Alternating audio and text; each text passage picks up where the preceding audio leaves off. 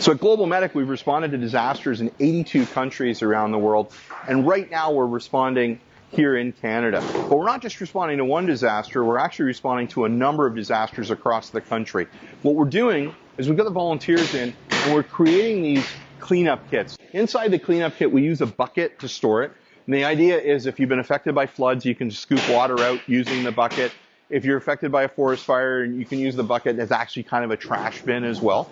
Inside the bucket, the volunteers are putting all kinds of household cleaners.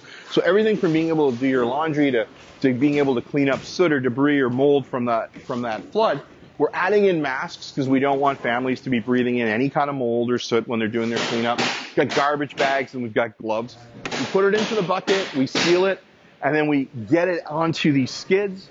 They'll end up going out onto aircraft across the country, and then we get them to families in need. Right now, some of these kits, a few hundred, are going up to the Yukon because there's many families that are coming back from being displaced because they were flooded.